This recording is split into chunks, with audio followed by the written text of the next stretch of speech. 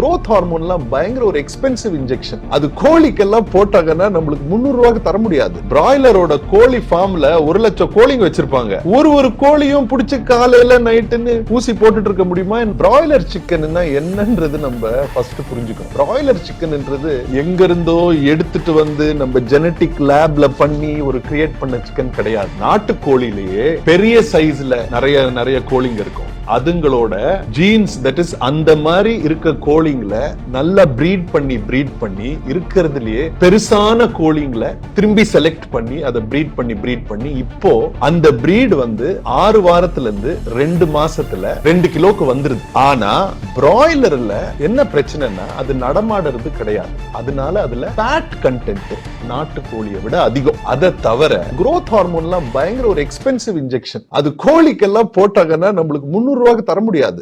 அவ இன்ஜெக்ஷன் போடுறதா சொல்றாங்களே. அக்கார்டிங் டு இந்தியன் லா பிராய்லர்ஸ்க்கு ஹார்மோன் இன்ஜெக்ஷன்ஸ் போட்டா it is punishable by law. So லீகலா எந்த கோழிக்குமே growth ஹார்மோன் போடக்கூடாது. அண்ட் அந்த ஹார்மோன்ஸ் எல்லாம் ஃபீட்ல போட முடியாதுங்க, ஊசியா தான் போடணும். பிராய்லரோட கோழி ஃபார்ம்ல 1 லட்சம் கோழிங்க வச்சிருப்பாங்க. ஒரு கோழியும் பிடிச்சு காலையில நைட்டுன்னு ஊசி போட்டுட்டு இருக்க முடியுமா என்ன? It's not practically possible. அதை தவிர ஹார்மோன்ஸ் அந்த கோழிக்கு போடுற ஹார்மோன்ஸ் நம்மளுக்குள்ளேயும் இருக்குங்க. சரியா? அதே growth ஹார்மோன் வந்து நம்மளுக்கும் இருக்கு.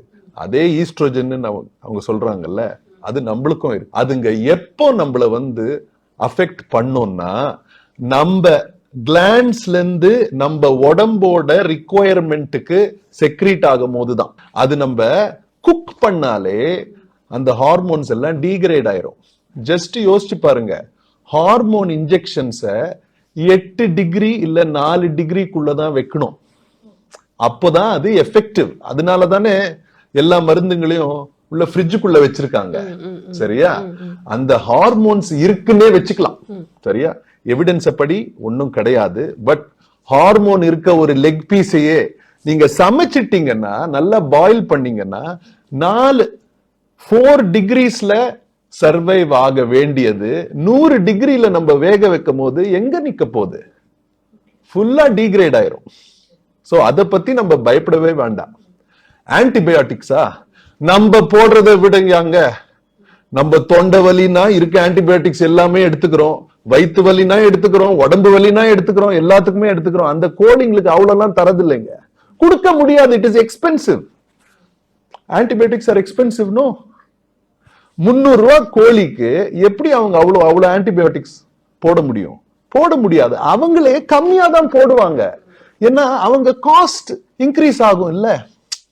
சரி, கொஞ்சம் காமன் சென்ஸும் யூஸ் பண்ணணும். நம்ம இப்போ 300 ரூபாய்க்கு ஒரு கோழி விற்கிறாங்கன்னா அவங்க என்ன 295 ரூபாய் வரைக்குமா செலவழிக்கணும்னு பாப்பாங்க? இல்ல, பார்க்க மாட்டாங்க. Antibiotics are expensive. It increases the cost.